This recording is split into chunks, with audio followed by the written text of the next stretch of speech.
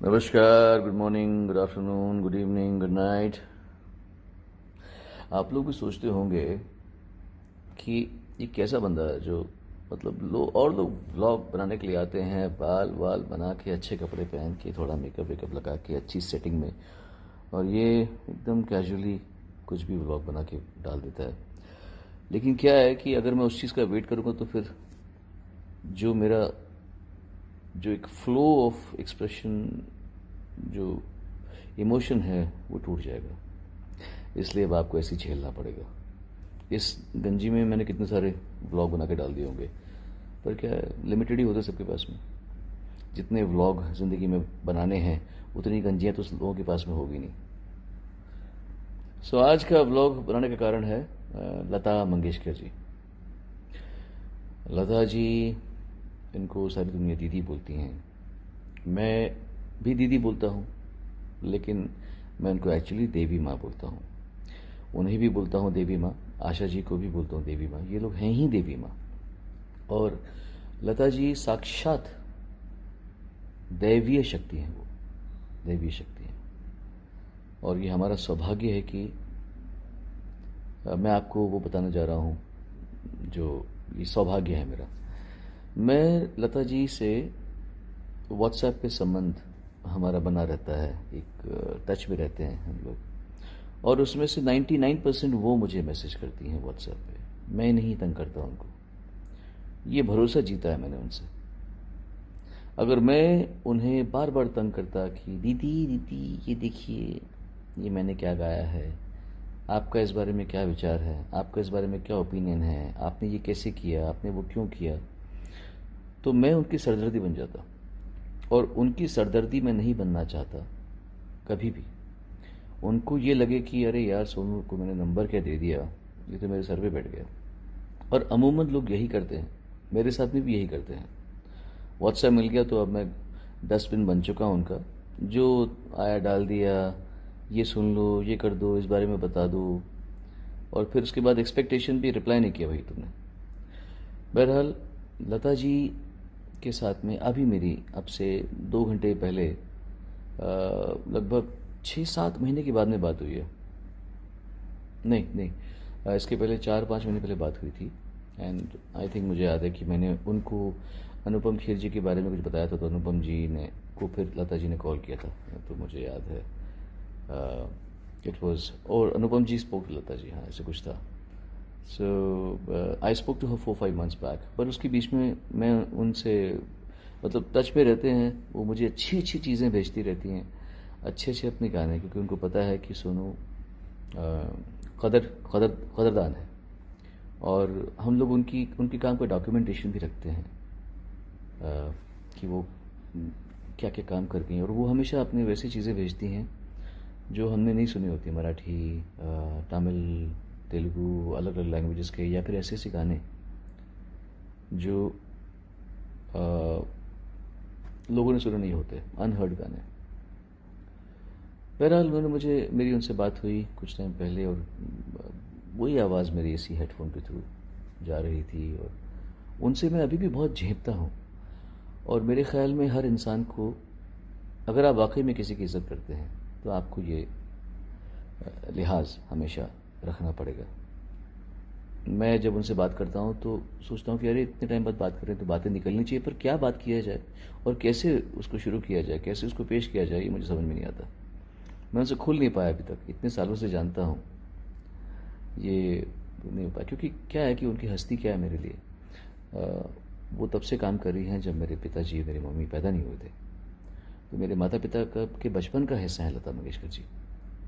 और जब मैं इंडस्ट्री में नहीं आया था तो हमारे लिए वो क्या थी, हमने तो उनके नाम पे प्रार्थना की है, उनको याद करके गाने गाए हैं, रियाज करते हुए उन्हें याद किया है। फिर हमारा सौभाग्य हुआ जब इंडस्ट्री में आया, तो जिस दिन मैं उनसे पहली बार मिला उस दिन उनके साथ में मैंने गाना गाया। उसके पहले एक बार मेरे नमस्ते हो चुका था उनके साथ में, लेकिन मिल नहीं पाया था उनसे, ऐसी कार में जा रही थी, नमस्ते से किया था उन्होंने। तो जब पहली बार गाया, मिले उनके साथ, तो पहली बार गाना गाया उनके साथ में। फिर हमारा इतना अच्छा सौभाग्य हुआ कि उनके साथ में इतना समय बिताया।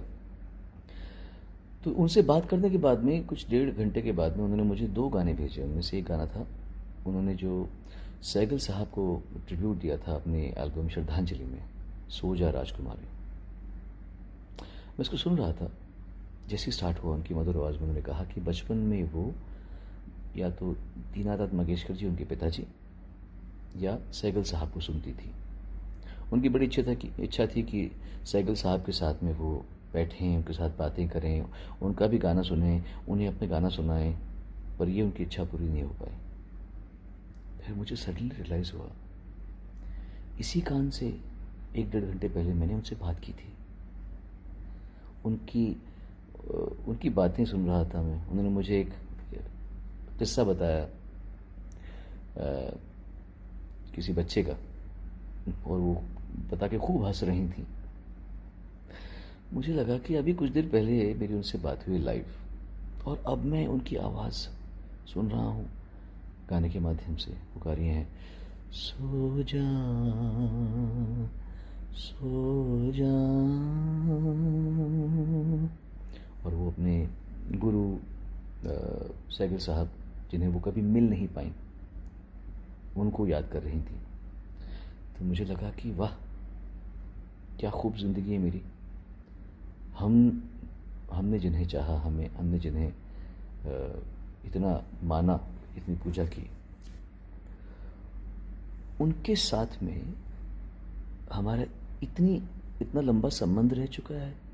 गाने गा चुके हैं, स्टेज शो कर चुके हैं, साथ में खाना खा चुके हैं, मस्तियाँ कर चुके हैं, उन्हें जोक सुना के हंसा चुके हैं, उनके जोक सुन के हंस चुके हैं, उनका इंटरव्यू ले चुके हैं, उनके साथ परफॉर्म तो कर ही चुके हैं।